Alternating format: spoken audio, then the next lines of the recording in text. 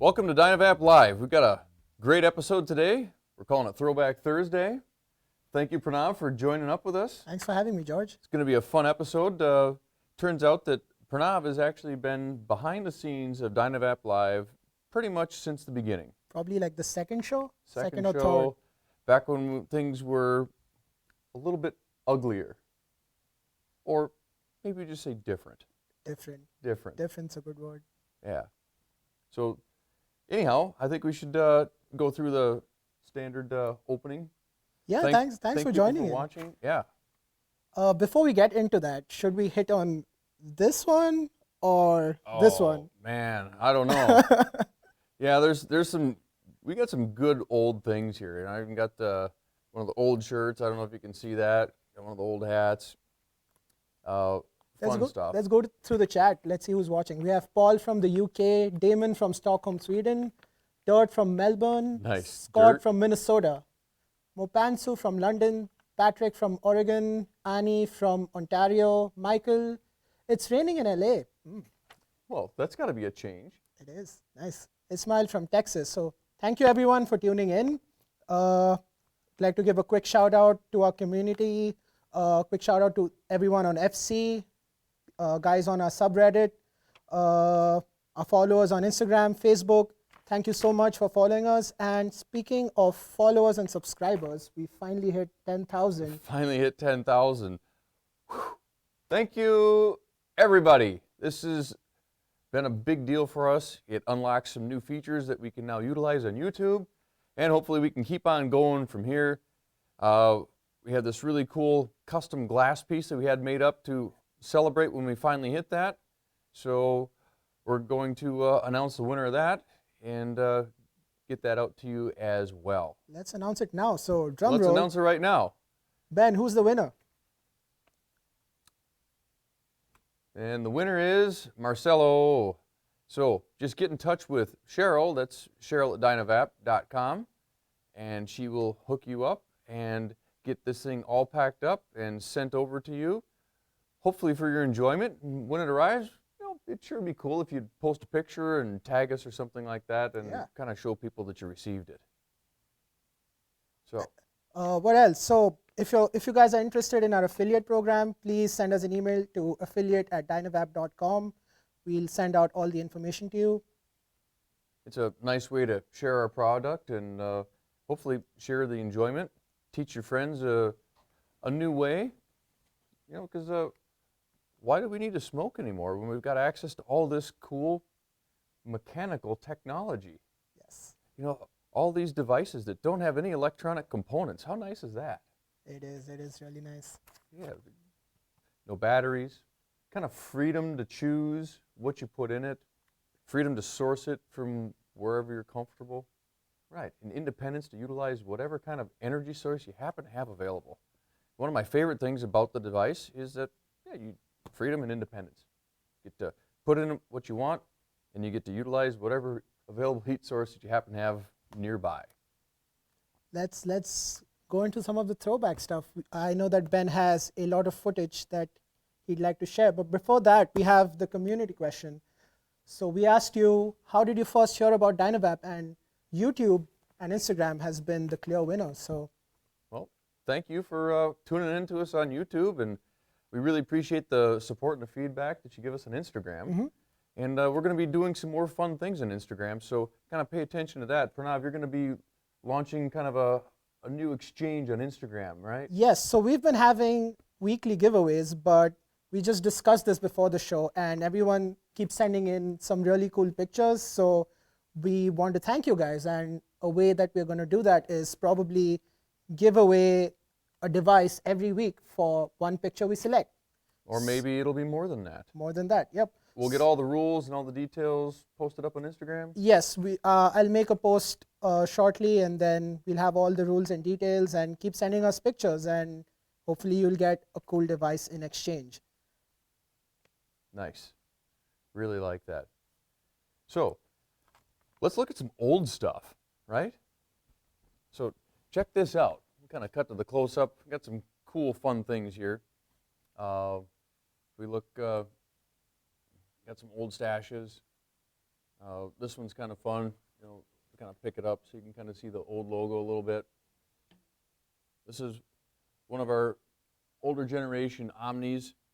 This is one of the first that we actually machined in our shop on our CNC machines, which, interestingly enough, is now almost 3 years ago that we were putting that together and starting to machine some of our own titanium. And then it wasn't that much longer that we thought, oh, you know what? Maybe we should make a lower cost version. And we weren't quite sure what to call it, so we ended up calling it the M. And we got one of those right here, don't we? There's a 2017 M. Quite a bit different than what the 2019 looks like. And there'll be more pictures of this. Ben will probably pick up some, post up some close-up pictures. The camera's just kind of hard to zoom in, and they're shiny, so they're tough to focus on. But just fun stuff in that regard. Here is one of the original Thai Woodies. In fact, if we can zoom in here a little bit more, this actually is the original Thai Woody. First one we ever made. You notice the fin grooves aren't even very deep. This is a prototype that Jason helped us make on a little manual South Bend lathe, which is one of our favorite tools. And it was back before the cap even had a logo on it. So kind of a cool thing. And here's some of the first Vongs. These are the 18 millimeter Vongs. They were kind of nice, but they weren't real big sellers. So we kind of discontinued those because I figured most people, if they really wanted to use an 18 millimeter thing, they could use a 14 by 18 millimeter adapter. And these didn't fit in the stashes as well? No, they didn't fit in the stashes either. They look kind of nice. Oh, I think they look great, and they just have a completely different look to them. Then we transitioned those into some of the other Vongs. So these are the first Vongs that actually fit in the stash, and that's when we modified the DynaStash to have a little bit larger garage so that you could fit a regular VAP cap in it, an OmniVap, and then the new Vongs before we transitioned into the Nano-Vongs, which was kind of a new evolution in things. And now we're at the Hydra Vong. So it's kind of nice to see the whole evolution of the Vong. Yeah, the whole progression. And that's another thing that I think is really good for us to maybe dwell on for a couple minutes. What's it like here at DynaVap, right? You've now been here for almost 2 years, yes, right? And how have things changed in your perspective? So let's hear it from you versus from me, because mine is much different than yours. Well, the first thing that comes to mind is obviously the scale, because when I joined, the post-production and automation were all kind of in one small room. And then I guess Ben has some footage of our old studio. So coming from there to now, oh, this is a really cool picture. This was the first show that you weren't on, so I did a little substitution. It was really funny. Joe was with us at the time. I really loved that show. That was also my first DynaVap Live. Really good experience. That was like March of last year, I think. Probably. Oh, yes. There's the old studio set. And this is kind of funny, So this is in a tiny little room. I think this room is 10 foot by 12 foot. And we could barely fit everything in there, because what you can barely see in the background is the laser that we use for laser engraving our caps and a couple other workstations. And we're just trying to cram it in there because we just didn't have a whole lot of room to work with. Mm-hmm. And then Ben was behind the camera, and I was sitting right next to him on a stool, cramped up, and going through the comments, and it was a fun experience. And from there, I guess Ben has a picture of the next studio. Yeah, right. This is when we moved to a secondary location. Yeah, had a little bit more room to work with. It was easier to actually have two people on camera. Yes. And wow, what a difference that makes. It just yes. completely changed the whole flavor of our YouTube broadcast to have more than one person on camera. We get a little bit of dialogue going back and forth. It was just kind of nice. Yeah, the dialogue is kind of important, and it's a little more easier to watch as well. It's okay, so. And here's Josh. And I think I have to give Josh a fair bit of credit here, because when he decided to kind of come on board and be bold enough to kind of grab this show by the reins and run with it, It really added a whole new dynamic, and that really, I think, took things to a whole new level. So if you haven't heard it before, thank you, Josh. This is good stuff. Let's see, we got a couple questions here. Let's just hit one of those. I see any plans on doing travel shows? Absolutely. In fact, I think we're going to be at a show in Chicago. Champs Chicago, the Yep. first time. Towards, I think it's the end of October. End of October, yes. Like just before Halloween. So we'll be at a show there. If anyone wants to stop Yeah, in, if we'd you're in love the for you to Midwest. stop in and visit us. Before we move ahead, let's do our giveaway question. We have so many right. cool old vintage devices. Maybe we should give away one, perhaps with the 7-fin tip. I can probably come up with the 7-fin tip. Okay. Yeah, I probably got one of those. In fact, Okay. got quite a collection of cool old things. So let's put that question up there. So the question is, when did DynaVap's crowdfunding go live? So we want the month and the year. So put your guesses in the comments and you stand a chance to win. Something cool and something old. Yeah. So I guess we can go into the snap now. Yeah, let's do that. Welcome to the Snap. This is a segment where we answer frequently asked questions in a very rapid-fire format. So let's get right into it. On this episode of the Snap, we are going to be discussing how to troubleshoot and refill your butane torch lighter. First step you'll want to take is just take a thin item like a dime, penny, or anything like that and adjust your fuel height, typically found at the bottom of your torch. First thing I'm going to do, move that a little bit to the positive end, increase that flame height. That will send more fuel to the jets in hopes of better chance of ignition. And now we have a nice steady flame. Now, if your torch still isn't performing, the next course of action would be to perform a complete purge and refill of your torch lighter. Now, to do that, and you already have a DynaStash ER, you have one of the best tools to purge your lighter. Take the sharp end of your stash tool, press it in to the filling nozzle of your torch. Press down, you're going to hear some hissing. That's the propellant leaving the tank, lowering the pressure. Now, if you have a full tank left and you're trying to troubleshoot, you may have to do this for a couple minutes to get all that fuel out. Once that step is done, it's time to refill your torch. Now, how do you refill the torch? First thing you'll want to do is lower the fuel height all the way down to the bare minimum. And then take your high quality filtered butane, hold it upright, do not do it at an angle, insert the fuel nozzle, and press down. And in a few seconds, your torch will fill with fuel and you're good to go. You may notice that the temperature on your exterior of your lighter is a little bit cooler. If that is the case, I would recommend letting your torch come up to temp, let it set for about 10 minutes.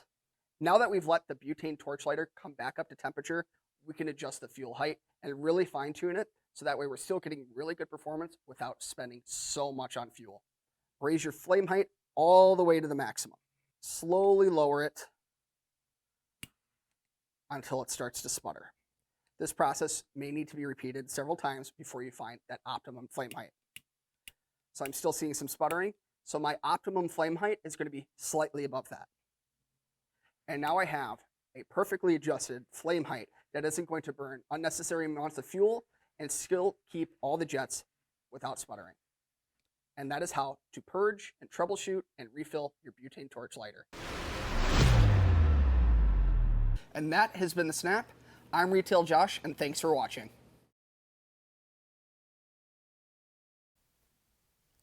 That was pretty good. Little trivia, how to fill a butane torch is our most watched YouTube video. It is. And that's kind of why we did another redo on it, just to add some new updated information. Apparently, there's a lot of people out there that may not know about DynaVap that are also interested in how to fill a butane lighter. And speaking of that, in case you didn't catch it, what we're really aiming to do when we're adjusting the flame on the torch lighter is to adjust it just high enough that it burns consistently, not so it's real high, because when we're heating any one of our devices here, we're really just trying to utilize that torch as a heat source. We're not trying to get it super hot. We're just trying to gently heat it up until that cap clicks. And a flame that's just big enough to be steady tends to give you the most even and consistent heat. Looks like somebody guessed the answer. to our question. And the winner is Dynamike. Congratulations. Dynamite. Well, you're going to have some cool old swag coming your way, including a 7-fin tip. So just reach out to Cheryl, and we'll get you all hooked up. Awesome. Let's go into some other old stuff. Ben, what do you have for us? Oh, the Omni. Omnis, yeah. So the one on the left is the first Omni. All those parts were machined in a machine shop not too far from our shop. That's before DynaVap had any access to that kind of cool equipment. Mm-hmm. The one in the middle was our first attempt at machining the parts in-house on our first CNC machine, which arrived just a little less than 3 years ago. And things have changed a little bit, and now you can see version 3, which has been out for over 2 years. Wow.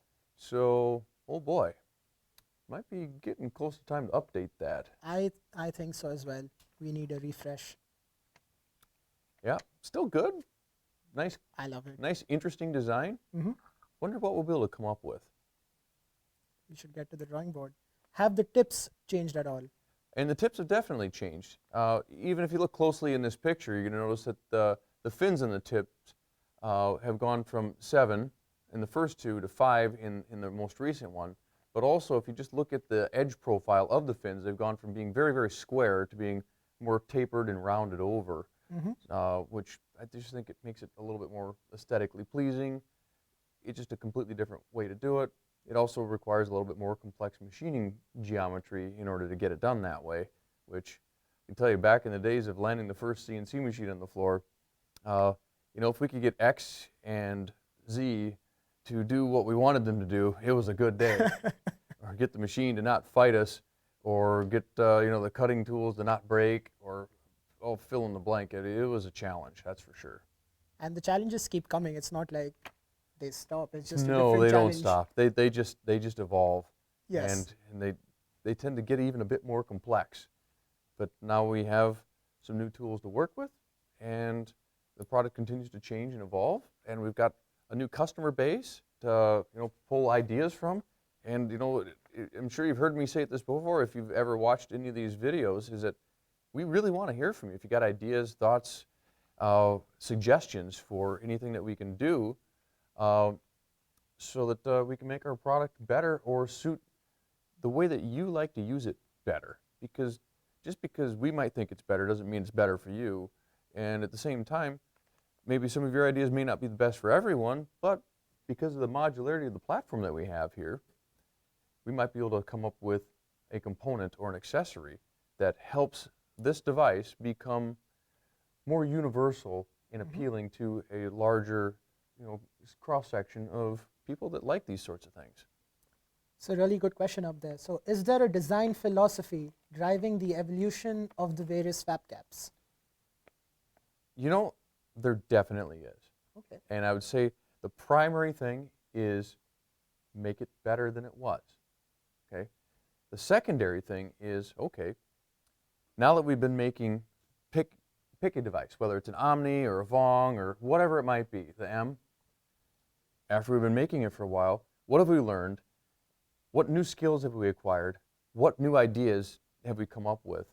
And other things that I think really kind of makes this explanation go further is we like to participate in trade shows, but not trade shows for the industry that we sell our products in. Trade shows related to manufacturing. IMTS was amazing. Yes, because who are we as DynaVap? Well, I think I can answer that question from the context that we're a research and development company, first and foremost. And we also take a fair amount of that and we fund it with the products that we sell by manufacturing them. So research and development funded by our manufacturing of the products that we're developing, which means then we can then turn and reinvest those resources in developing cool new products and iterating our existing products to make them different, hopefully better, and improve, whether it's the materials, or it's the geometry, it's the design, all of those things hopefully, and then manufacture them. So we like learning, and it's a big emphasis that we like to put on everything that we do here, not just for us, but for everyone that works at DynaVap as well, is we would like to encourage them to learn new things. And if they want to try out new things, they want to try, different roles in the company, absolutely. Yeah, keep pushing the envelope. Absolutely. And in fact, another thing that I think is good for us to mention is if you've ever thought about potentially making a little bit of a shift or a change and maybe working for a company that likes to design and develop and innovate, and we also kind of like to move quickly, Yes. which can be a little bit stressful at times. But if you don't mind a little bit of stress and a little bit of a challenge, we do like to have a fun work environment. We're looking for new people to join the team.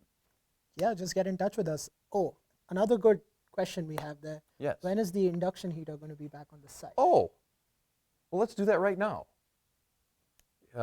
Induction heaters are back on the website. We can do that, right? Yeah. We just got a small restock, so not sure how long they'll last, but it seemed like the first batch went pretty well. Haven't seen a whole lot of problems that are out there, but if you are having any issues, please do let us know, because the other thing that I think is really important for us to mention is that we take the customer experience extremely seriously.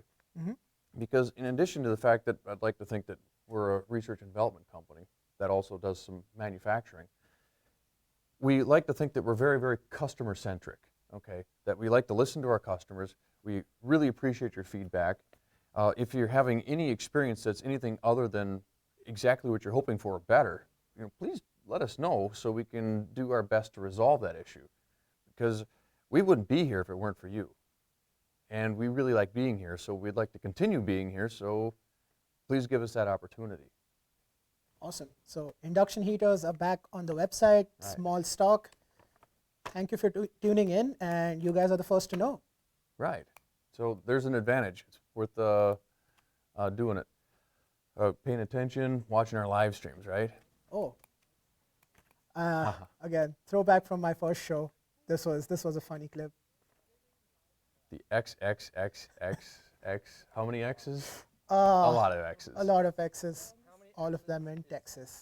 I think that was the joke. Wow, we have so many questions. Should we go through some more of them? Yeah, let's hit a couple more questions here. I see one, will we make a stash that's not made of wood? Absolutely. In fact, it's something that's been kind of in the design works for quite a while. We've done some 3D printing mock-ups. We've got some ideas. It's a real challenge because the stash in its current design, it just works. And if we're going to improve it, we don't want to just make it a little bit different. We want to kind of give it a total DynaVap flavor, where we can give it some new functionality that maybe you just haven't seen before. So definitely considering some other materials and some other designs. Have you used the sun to heat a vac cap? It's a cool question. I've thought about it. I haven't done it yet. Neither have I. I've seen some other people that have, but you Okay. know what? We should make that a point before it gets too far into winter. Yes. We can do that. Yes, we can do that, and you guys are free to try it as well. Send us a video of you doing it. Actually, you know what? Send us a video of doing it, and we'll send you something really cool that you can't buy. Wow. How's Okay. that? Perfect. Sweet. It'll be worth your while, because I know it's going to take a little while to set it up and get it put together, but we'd love to see that. In fact, that's another thing that we're going to be pushing for or requesting from you to help us out is how many ways can you heat a VAP cap? And the answer is more than one. Yes. That we don't rely on batteries, but there are battery-powered ways to heat it. You can use more than just a torch. So how do you prefer to heat your VAP cap? That might be kind of a cool topic for Instagram. It is. It is. We have so much cool stuff to work with. It's kind of fun, isn't it? It is. It is. It's fun and engaging. Oh, this is a the- cool clip. Yeah, so back in the days of the original glass VAP cap, we were looking for a good way to put the groove in for the CCD because it was really difficult. I initially had a little jig made up that I'd do that on a little Dremel tool, and then we hooked up this really awesome guy that liked to do automation projects, and he helped us put this machine together. Nice. And I can tell you, we grooved a lot of tubes with that machine. It's kind of nice to see the automation also grow over the Oh, it years. is. I like automation. Do you like automation, Pranav? Yes, it's kind of in my name Yeah. at this point. Yeah. So many more questions. Okay. How did you decide on the Oh, length now of the that webcam? is an absolutely awesome question. And I'll answer it with this, if you can get to the close-up. I don't normally plug any other company when we do things like this, but I'm going to do it this time. If you've ever seen this stuff, I know they sell it at Costco. It's just a powdered drink mix with a little bit of caffeine and some B vitamins. It's actually pretty good. I remember buying this stuff and thinking, that's actually a really nice container. And I was in the early stages of developing things, and put the first glass vap caps in there, and they used to rattle around a little bit. But the feedback that we were getting from people is that they were kind of clumsy and fumbly. The original glass vap cap was shorter and was designed to basically be the same length as a cigarette. So I was hoping to get it to be familiar with what people were already accustomed to, but it was too short. But I was putting them in these cool little tubes. It's like, well, here's the solution. Make it the length of the inside of the tube so it doesn't rattle. And so we could use these tubes. And I'll bet you the first 50 or 60 of these things that I put together, I was sitting at the kitchen table peeling the stickers off and cleaning out the tubes so I can put the devices in there, and had a nice little packaging tube. Because they really are nice tubes. It's too bad that the company we used to, or still kind of buy our tubes from, quit making them, and then they got these nice, or these not so nice kind of squeeze tubes. Don't really care for them, and that's why we made our own plastic tube for the M's, which I think is a lot better. So how's that for an answer? That's a pretty good answer. The length of the vap cap was determined by the tubes, and not even tubing. They're plastic that we designed. It was there. So just kind of funny. Wow. Do we have any other clips? I know that we're running short on time. All right, well, here's another fun one. So I got another question here regarding someone that has an Omni. Oh, can't have that dead air. What's the weight of the M? Plans for a stainless steel. There it is. Omni XL. Oh. Wow. This is the first DynaVap live, isn't it? It sure looks like it. Check out that background. Oh, and the camera, my shirt's kind of a mess. It's just how things have changed and evolved. Wow. Hard to believe. I think we're showing, that you can interchange some Omni parts with an M in that clip. Put it right into our M. That was We now have 2017. a stainless steel What a change. bodied or stemmed with stainless midsection Omni XL, That is awesome. just like that. Well, I guess we covered a lot of stuff. Covered a lot of stuff. There's a lot of additional good questions in there. I'd really like to get to them, but I don't want to keep going and drag the show on and be boring or anything like that. But we sure really do appreciate the support that everyone's given us and the feedback. We'll try and take a couple more pictures and post up some of the older stuff on Instagram.